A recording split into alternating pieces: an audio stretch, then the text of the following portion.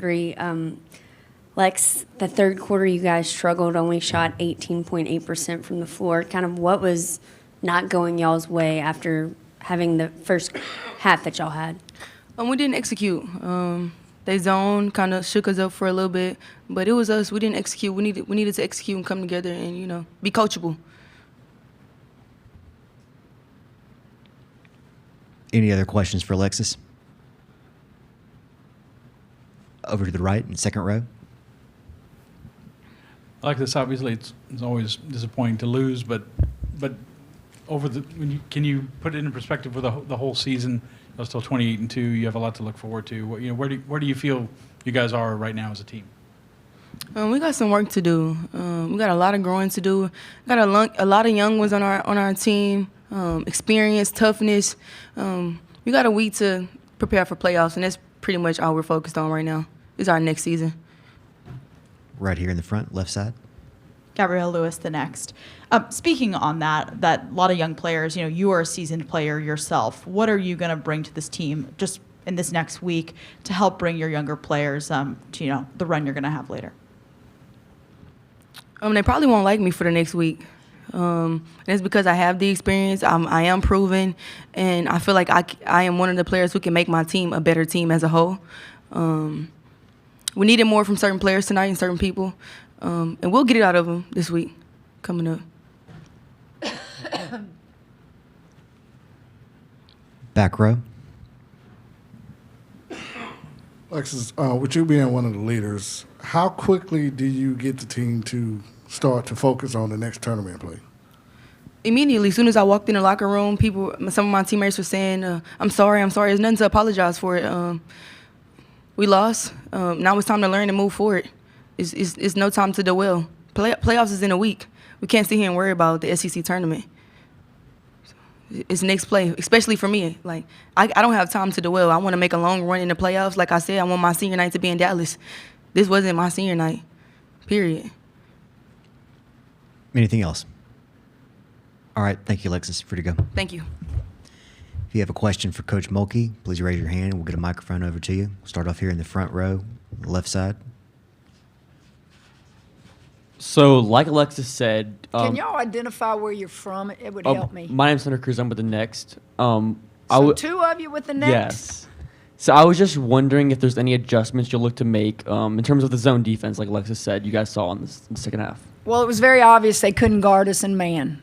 We just came out the gate smoking. So they go to a zone. It's not like we haven't seen zone this year. It was almost like we were just tired. No one flashed. No one moved. No one screened the zone. We had no dribble penetration to make two take you. We had no ball reversal. Nothing. We just relied on shot clock winding down, set a pick, jack a shot up. Was that fatigued? I don't know. But, we attack zones every day in practice. And it affected us. Their press did not affect us. Their zone affected us. And we'll continue as we prepare for the playoffs to attack zones. Right here in the front row. Chessa Boucher with NBC 33 in Baton Rouge. Coach Mulkey, you guys had a few mental breakdowns tonight, which was a lot like the game against Georgia at home in the fourth quarter. Where do you think that's coming from? Well, the mental breakdowns, I don't know if I'd call them mental breakdowns. We did not do things on either end of the floor in executing. I don't know if that was fatigue. I was as disappointed in our defense as I was our inability to do what I wanted them to do against the zone. I just thought everything they did was in the paint.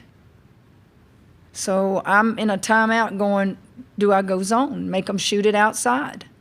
Give a different, and then I'm thinking, surely we're going to contest, they're going to miss, and then they would miss and they get their offensive board. So everything was just kind of toughness on the defensive end. And it starts with post play. I don't think anybody wanted any part of Rakia Jackson tonight. We'd hit a screen and holler switch, she's a great player. I just thought Horston is a great player. She got some paint points, and then she'd get rebounds. But we knew that about those two kids. It was just toughness, and then we still had a shot to win it. Came out of the timeout, drew up the play for Alexis Morris, didn't set screens, just stood there.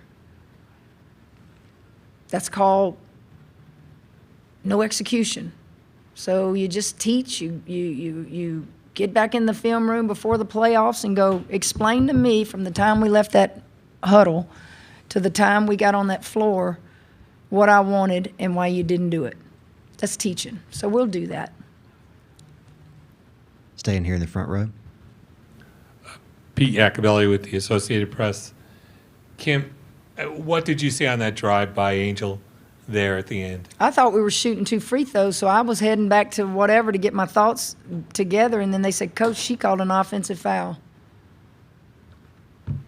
I just thought she was shooting 2 free throws. Any further questions for Coach? Second row.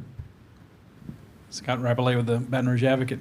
Kim, Angel was not on the Wooden Award watch list. I think it has to do with Can you explain? you Yeah. need to ask them, but I think it has to do with there are credentials or criteria that are involved other than on the floor stuff, maybe her GPA, stuff like that.